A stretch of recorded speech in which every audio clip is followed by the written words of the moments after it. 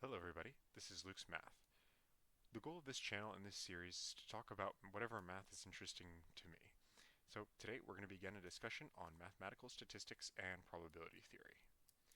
What is mathematical statistics? Well, it's the development of mathematical theory as it applies to statistics.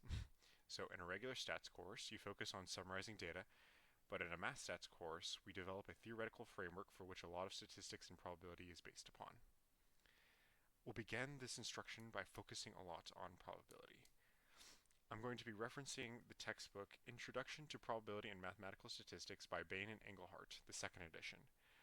I'll put a link in the description if you want to follow along with the textbook or are just looking for extra practice. Who are these videos for? Well, it's good for students who have a background in multivariable calculus and have an introduction to set notation, set builder notation. So today we're going to be focusing a lot on the basics, and we're going to develop the framework so we can get into a lot more of the theory later on. So today's lesson is called the technical stuff. First, before we get into anything, we need to talk about what it means to have an experiment,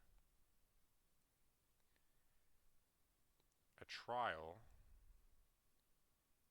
and an outcome. So hopefully you guys are all have some familiarity with mathematics. You all are scientists to some degree then, so you'll know what an experiment is. A trial in this case is one specific test run that we have within the experiment, and the outcome is the results of said trial. So typically you're only going to have one outcome per trial, and you'll have multiple trials within your experiment. Okay, so those are some words that are going to come up later in our definitions that we're going to develop. The first definition that we have is a sample space.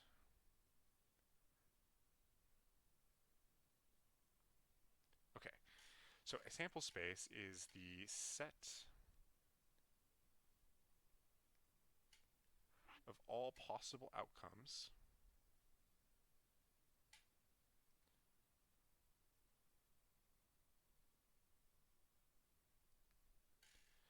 from an experiment.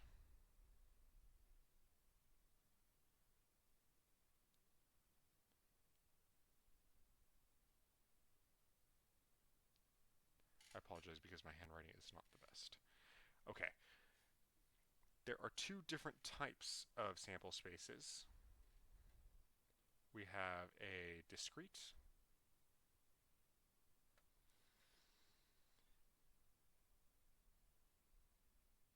and that's when our set is finite or countably infinite. So this is where I mention it's important to have some familiarity with set notation and how sets operate. So the set is finite or countably infinite. So countably infinite means that it's some combination of rational numbers tends to be, right? So the set of natural numbers of integers 1, 2, 3, 4 goes on forever, but it's countable. We say it's countably infinite. Whereas the set of all real numbers, so we're including the square root of 2, numbers that go on forever, that's uncountably infinite. And so that leads us to the last one. If it's not discrete, then it is a continuous sample space. So we'll say otherwise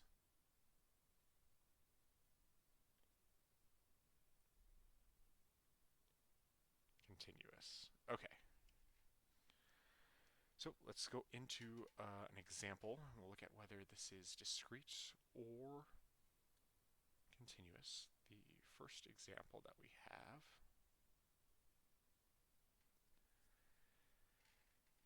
Actually, let's label this because I think I'm going to come back to this one too.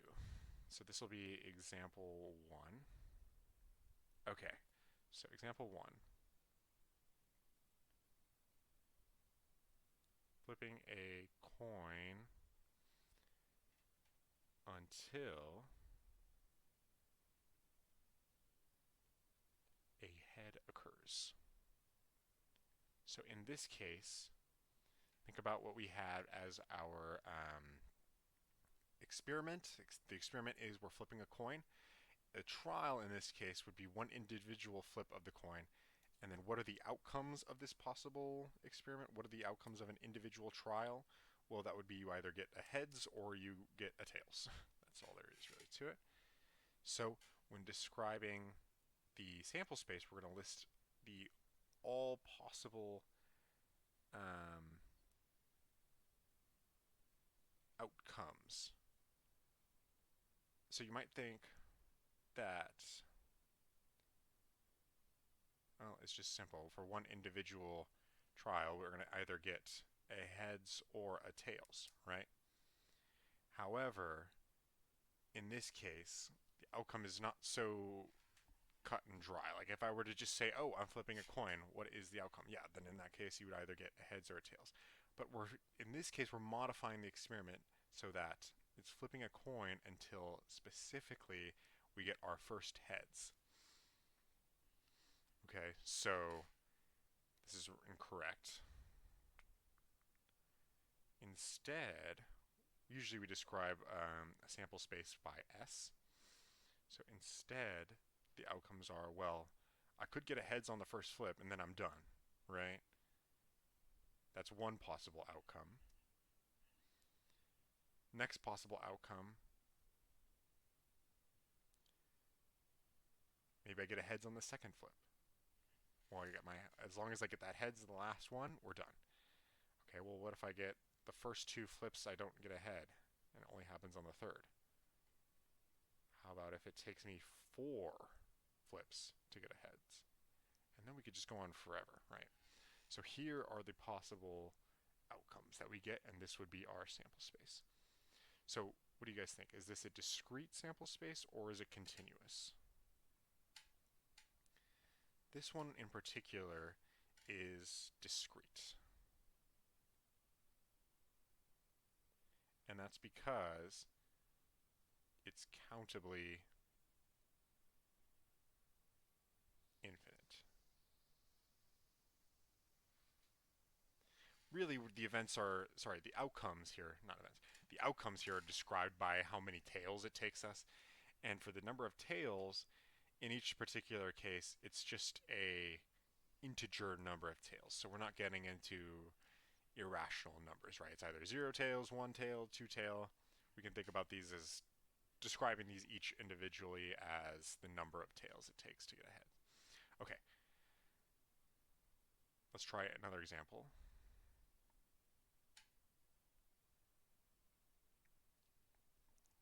Okay. We're going to look at now how long it takes for a light bulb to burn out.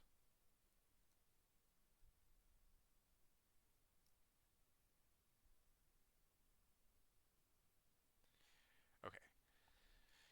Actually, this is an interesting experiment because we can make this one continuous or we can make it discrete. You can pause the video and think about how you would describe a sample space for this.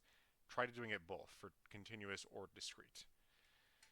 Say if we wanted a continuous, well, that's pretty simple, right? Time is a continuous measurement.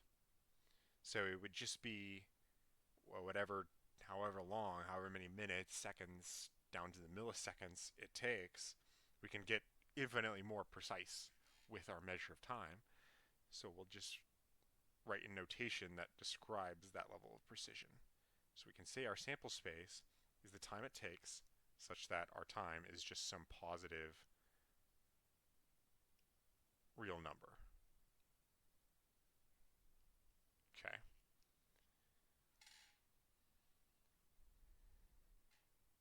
And then for discrete, well, we need some way to modify it so that we don't have every single possible real number is as an outcome for this experiment, right? So to modify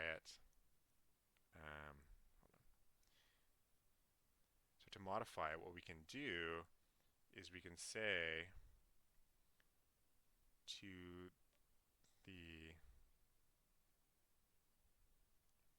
nearest hour. And then in that case, our modified sample space would just be the set of natural numbers, including 0. Well, yeah, including 0 if we want to round down.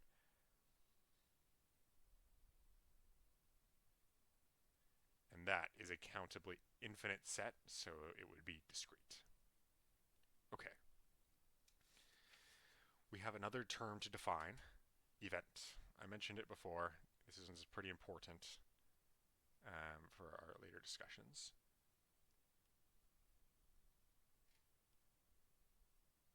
An event. So, what is an event? It is a subset a subset of the sample space. Okay. Drop my pen there. Let's see. Let's continue example 1, like I said we would, and we're going to write some of the events that happen. So it can be an event is any sort of subset that we can possibly think of for a sample space. So going back to example 1, continued.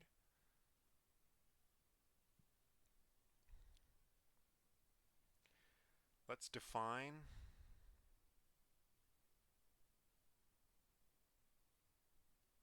event A to be the outcome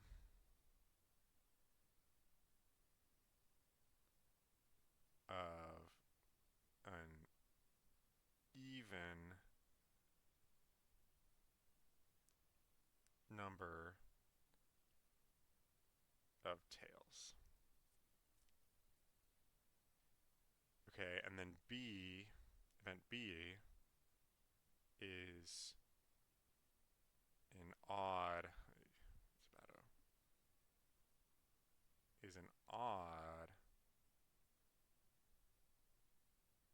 number of tails. Okay.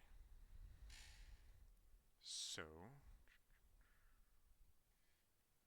let's see. Let's write out what event A would look like. Even number of tails. So if we get 0 tails and we roll ahead, or sorry, not roll, flip aheads on the first one, well, that's a possibility we want to include. If there's only 1 tails, we don't want to include that because we need an even number of tails flipped. So the next possible one would be 2 tails. So we get tails, flip it again, we get a tails, and then on the third one, we get a heads. We can keep going. The next one would be 4 tails, and then so on and so forth. You see the pattern? For B, it's pretty much all the ones that we didn't include for A, right? So it's going to be 1 tails, and then we get the desired heads. Another possibility is 3 tails, and then the desired heads. Keep going. 5 tails, and then the heads, right? And these would go on forever. Okay. That's interesting. So now we have 2 subsets of the total sample space. So we can do different set operations with these 2 subsets, right? Let's see. What is A union B in this case? What is the combination of these 2? Well, it's all possible outcomes, right? We're combining A and B, so it would be what we had before. And hopefully you guys can see this is just S. This is the sample space. Okay. What's the other one we could try? We could try oops, that's not right. We could try A intersect B. What is A intersect B? Well, do they have anything in common? They don't, because it's either an even number of tails or an odd number of tails. That right there creates a disjoint.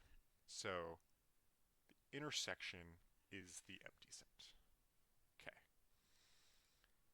We have another quick definition, more on events. This one's not as relevant, but I'll still write it down. The definition of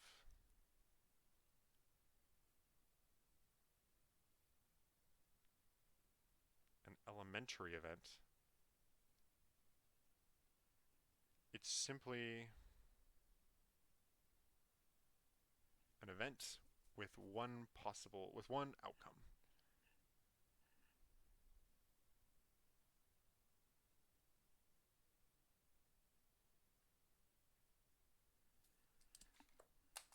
Okay, drop my pen again. Let's see. So that's important to keep in mind. This one is perhaps the most important definition from today's lesson, and it's probably where we'll end it. What we have is, our next term is for mutually exclusive. Okay, I'm going to write out this whole one because I do think this is perhaps the most important definition to take away. So let's be a little bit technical about this. For events A and B, if the intersection is empty, they are mutually exclusive. That's the term we're defining. There's more to this, because what if we have multiple events? Well, for multiple events, they are mutually exclusive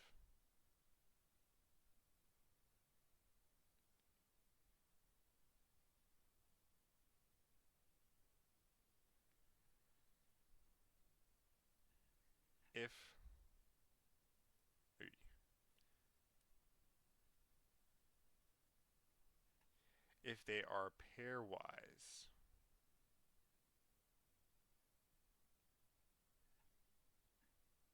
Mutually exclusive. I'm going to abbreviate. So for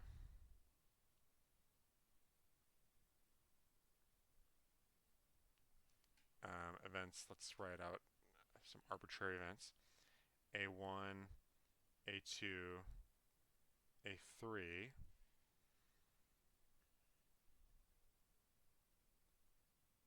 They are mutually exclusive if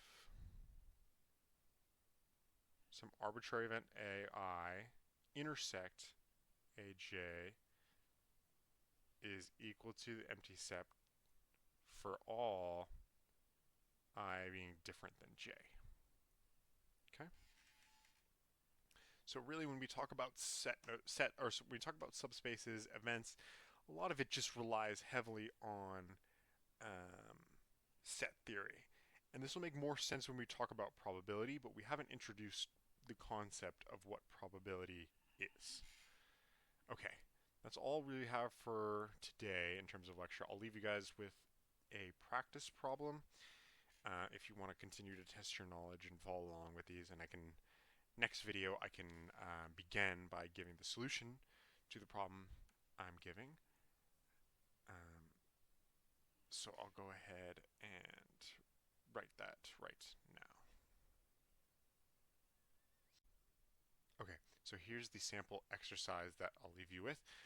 Remember, complete it on your own, and then next video I can start by showing the answer, the solution to the problem.